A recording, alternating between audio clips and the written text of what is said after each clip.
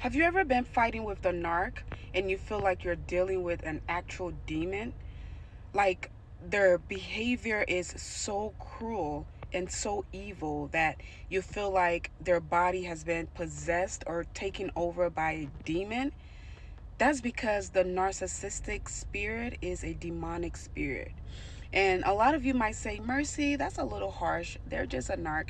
If you've dealt with a narcissist, especially in one of their rages, you've seen face to face what a demonic spirit these people are. They are very evil people. And you see it, it's almost like a blackout in their eyes. And it's almost like, again, a demon just came out of nowhere and took over them. These people are demonic. They are demonic. And they are very, very dangerous. These people are evil. If you've dealt with a narcissist, if you dealt with a narcissistic rage, you know what I'm talking about. The people who know. You've seen Satan himself face to face. And it's so confusing how the person who was the best human you have ever met, the person who was an angel, your knight in shiny armor, can become a demon. That's exactly what they are. Remember, Satan was in heaven. So he knows how to flip. He knows how to flip. See, here's one thing about the narcissist. Even they know how demonic they are. They know how evil they are. They know who they are. And so the way they trap you is by becoming something else, something opposite than what they are, because they know that no one would ever love them, care for them, fall in love with them, or choose them as their real self. If they came at you rude, disrespectful, cussing you out, calling you fat, calling you names, cheating on you, beating on you, you would never choose them. So they have to hook you by becoming a different person. They become the loving man you've ever wanted. They become the man of your dream. Again, your knight in shiny armor, your prince charming, your king. And it doesn't matter their race. And that is a huge reason why when you get on these apps and you hear about narcissists, you hear about other women's story, it almost feels like, wait, is she stalking me? How did she know my story? How did she know my ex or my husband or the person I'm with? That's because the narcissistic spirit is the same demon, just different race, different face, different gender. But it's the same demon. So I can sit here and tell you my experience and tell you my whole story, and you would think that I'm talking about you. You would think that I'm reciting every single thing you've been with or been through. Because the narcissistic demon is a demon that is in all of them. This demon is inside of all of them. It's just different faces. Different faces, different countries, different. And that's why if you're a white lady, black lady, blue lady, Asian lady, Hispanic lady, if I sat here right now and told you all of my stories about everything I went through with the narcissist, it sounds exactly like what you went through, because it's the same demon. It has taken me nearly 3 years to even fathom what I went through, to get comfortable with talking about this subject. And that is why I'm so passionate about it. And this literally just hit me a few days ago, and I was sitting there and literally God spoke to me and said, it's time. Because you know what? When I was going through mine, I was isolated from my family. I was moved out of state. I didn't have any friends and family. His family turned against me. They welcomed me at first. They acted like I was the best thing that ever happened to them. And then they dropped me. I became their enemy. I became public enemy number one. I had nobody to talk to, nobody to help me. I had a young child at that time, and it was the worst thing I've ever been through in my life. You know what helped me? Watching YouTube and TikTok. Literally watching these stories from other women just explaining their stories, and me thinking, oh my God, he did that. Oh my God, he did that too. Oh my God, this is true. Oh my God. And that's how I was able to get over it. When I didn't have anybody to talk to, when I didn't have anybody to console me, when I didn't have anybody to cry on, I knew that I could go on YouTube or TikTok and listen to these stories and feel like, wow, I'm not alone. And that is why when I started to get the urge to tell my story, I don't care about telling my side of the story. And I've said that over and over. There has been a smear campaign on my name since the day I decided to leave that relationship. I have been posted all over social media, every platform, in attempts to shame me, to embarrass me, to ruin my career, all of it. And it's so hard as a content creator. I have been creating contents now for going on 8 years. This is what I do for a living, besides being a nurse and a real estate investor. Content creation is my thing. So to not be able to speak about an experience that was so hurtful and painful and traumatic, to not be able to come out and defend myself against those videos that were posted, the negative things that were said about me, the people who were recruited to talk about me, to damage me, to just sit back and be quiet, it took everything out of me. But I knew I had to work on me. I knew I had to go through therapy. I knew I had to gain strength, and I knew I had to show myself some love and just become the person I was in the first place. So I took my time and I stayed quiet. Even till this day, I have no interest in telling my side of the story. I don't. My side of the story does not matter. What does matter is sharing my experiences so that other women can learn from it and hear my experiences and take pointers so that they too can walk away and be a better version of themselves. Like I said, when I got out of my situation, I became a millionaire, bought my dream home, bought my dream cars. I became a better version of myself.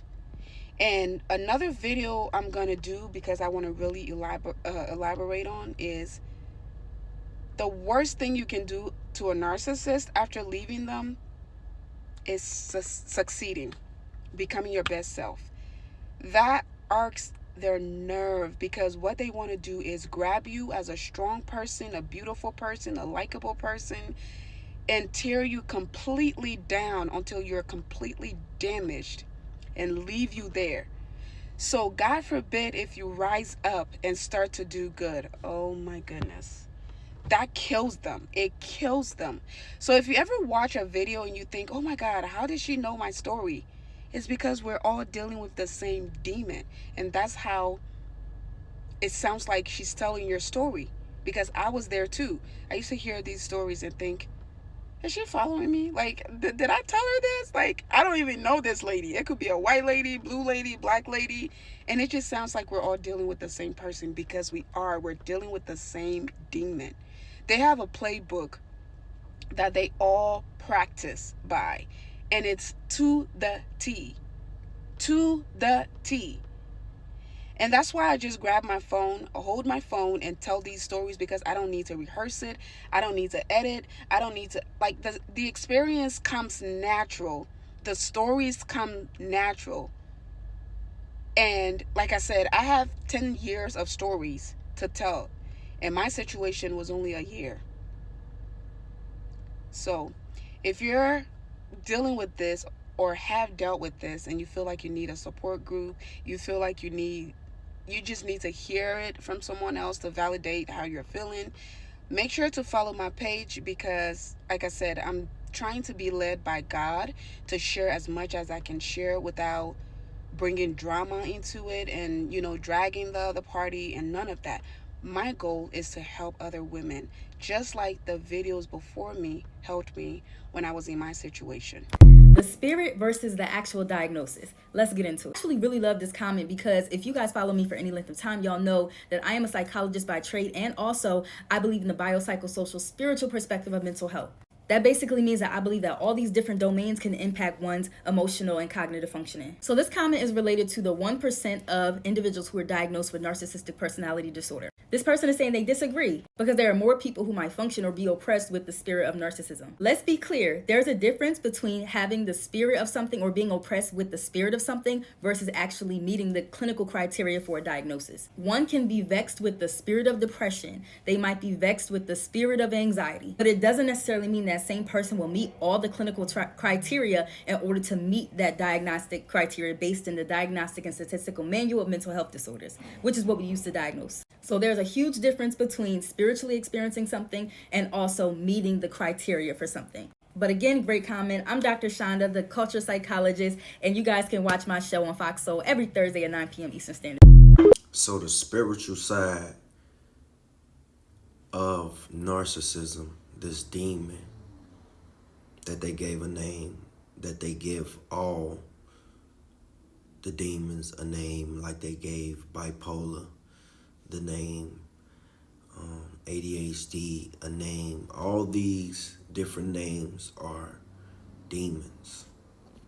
So the spirit of deception, the spirit of evil is in the narcissist. They are hard to detect because the devil never just says, hey, I'm the devil, come get me. No, the devil always hides.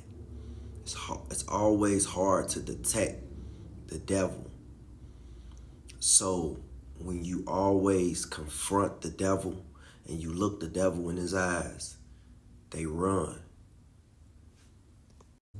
So this demon that wanders the earth, that pretends to be like everybody else, they imitate on how to love. They watch TV shows, they pay attention to other people, but everything that they give is infatuation.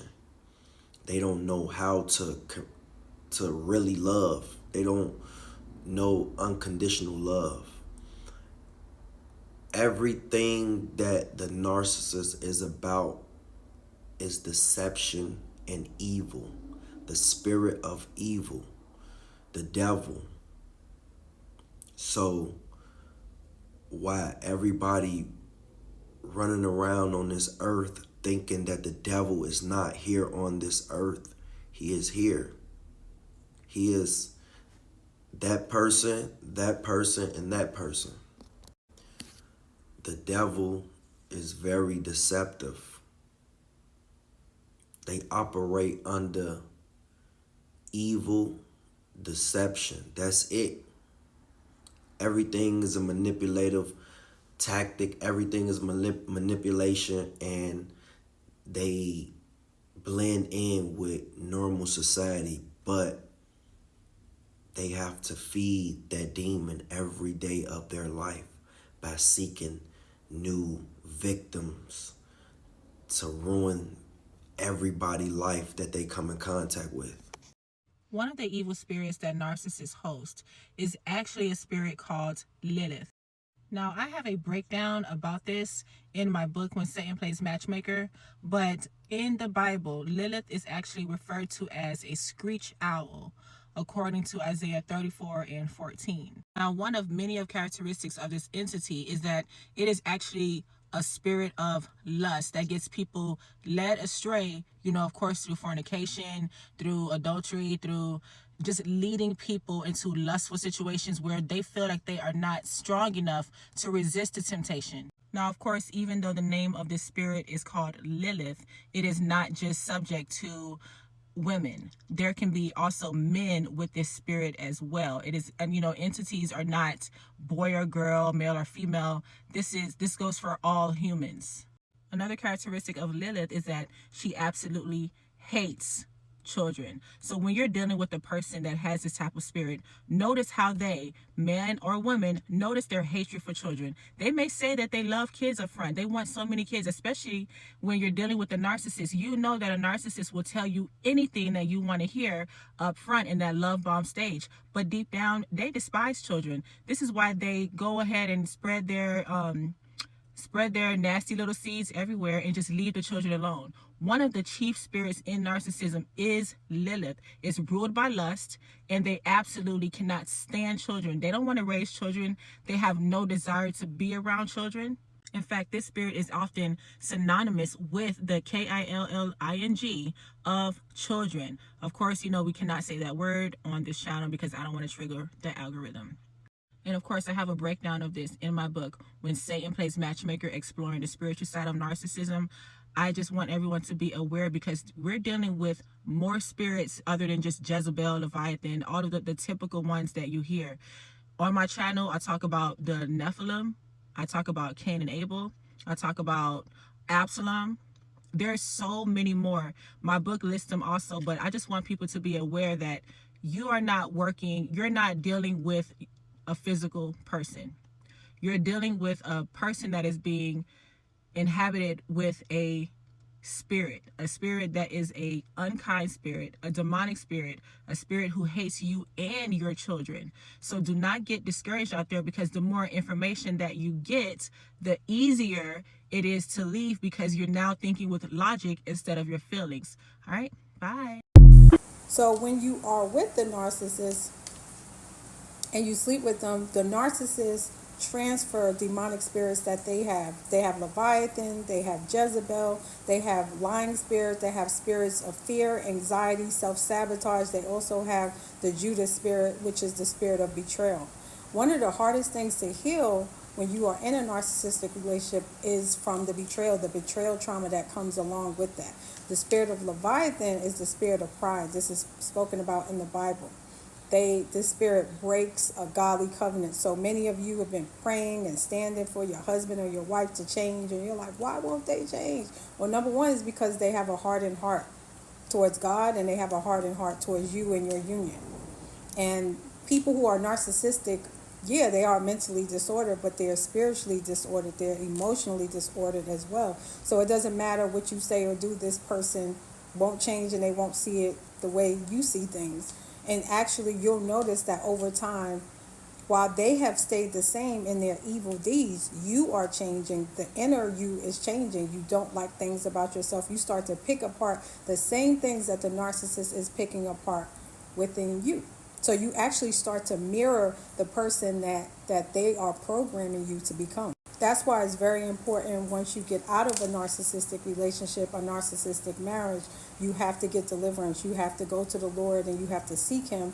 And if you can't do self-deliverance, or you feel like it's really, really difficult, you can go to a deliverance minister. I'm a deliverance minister and a life coach. I help people to heal from narcissistic abuse. But many people who come out of narcissistic relationships and marriages, even family systems, are like, why do I keep meeting narcissists? Like, why? I've been out of that relationship for a long time, but I keep running into them. It's because you need deliverance. Your life actually becomes a revolving door for these demonic spirits, because once you were with them, there was an attachment, a spiritual attachment, a soul tie that was created.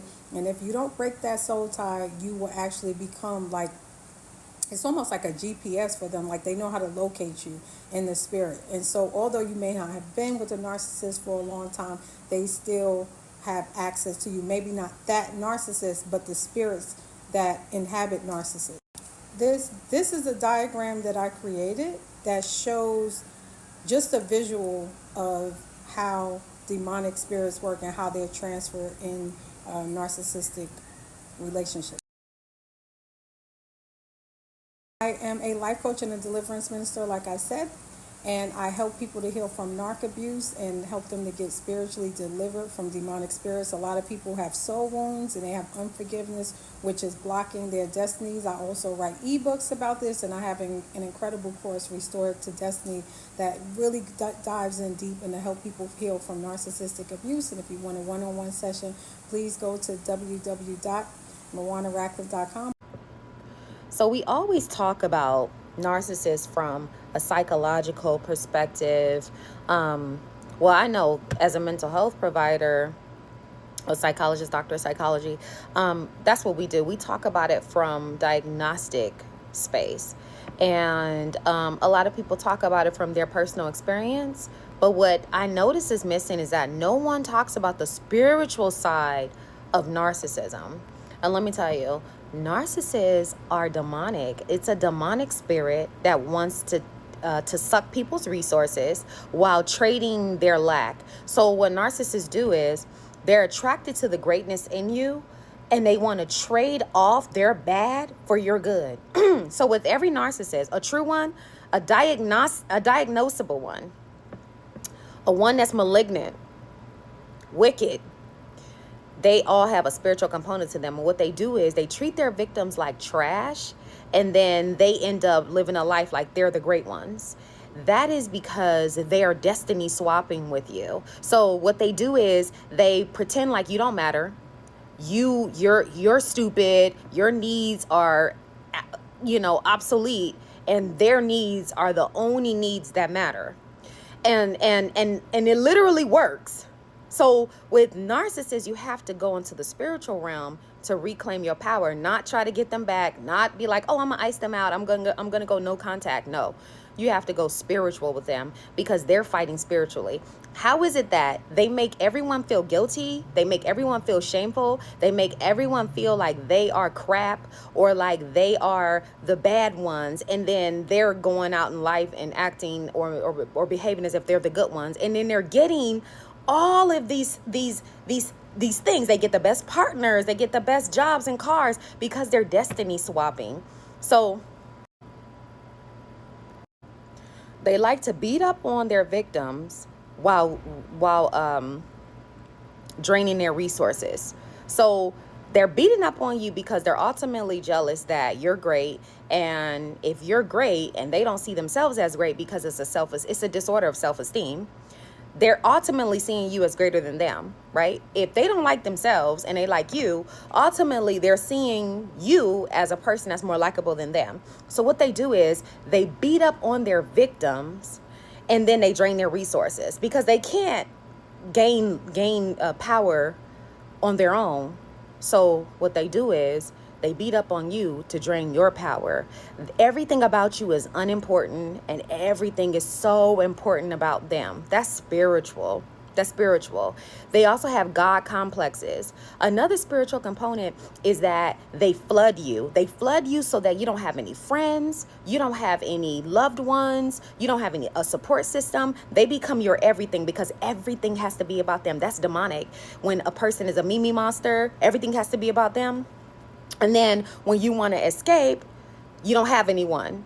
And so the narcissist can see, oh, there's about 5%, 10% left. Oh, let me try to trauma bond with them to get them back in. Because they know that they flooded you. They know that you gave them 90% of your time, your resources, everything. So when you want to escape, they're like, oh my gosh, like, you're like, oh my gosh, I don't have anyone to escape to. They know that. So a lot of times you go back because you feel like this void. You feel like something's missing.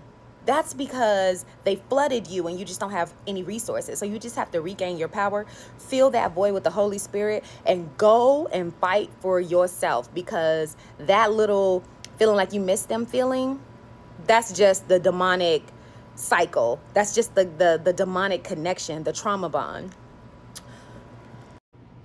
Another spiritual tactic of narcissism is when you're feeling something, but you can't explain it. Like, you know that something's happening, but you can't put your finger on it. Like, you can't really provide evidence for it, but you feel it because you have the results of it happening. So you know it's happening. The way you're making decisions, the people you're choosing, the things that you're attracting, something's happening, but you just can't put your finger on it. Usually it's because there has been some type of spiritual narcissistic attack on you. Because what they do is they attack spiritually, and then as soon as you start waking up and finding yourself and really embracing your truth, then all of a sudden they start telling on themselves. So for example, if you have like irrational guilt, because that's one of the ways narcissists work through too, is through irrational guilt and irrational shame. So say you have like irrational guilt whenever you're taking care of you, or whenever you're doing self-care, or you're, loving on yourself, right? But you just can't explain why, and you don't know where it comes from, right? So the minute you start really, really, really holding yourself down, loving on yourself, embracing yourself, putting yourself first, all of a sudden it's like, you forgot about me. Well, what about the rest of us? Or they start calling you self-centered, or they start saying, you don't care about me. Well, what about me? They start saying things like that. And so then now you have the proof and the evidence of like where that guilt and shame was coming from. Because you got to remember, narcissists buried themselves, their true selves, when they were smaller, younger, due to some sort of trauma, neglect, abuse that they experienced. So they know that they're a buried soul. They know that they're operating on a false self. They know that they are using defenses to make up for their self-esteem issues. So then what they do is they seek power, control, success, beauty, miracles through other means, because when you're not operating your true self, you can't have a true life, and you can't connect to Yahweh, God.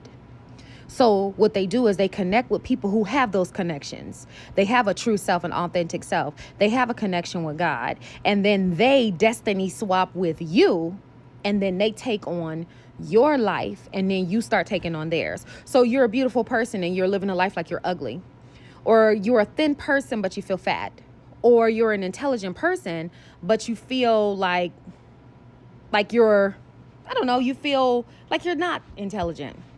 That's because you've been attacked, you've been zapped by the narcissist. So that's what they do, they zap you spiritually. So you have to take back all your power spiritually, because they're praying against your will, chanting against your will, meditating against your will, because they don't have a will of their own. And they know exactly what they're doing. They know that they're a piece of work. They know. But they also know that there's something in you that's unresolved, that's traumatized, that is unhealed. And so you're attracted to them. So what they do is they blame you for choosing them. They blame you for the connection. Or whatever, and they believe that there's something more than what they are. So they'll speak to you like they know more than you, like they're better than you, and they'll talk to you like you're the ugly duckling and they're the beautiful swan. It's a destiny swap. Everything about it is really spiritual, but we ignore it, and then we analyze it psychologically.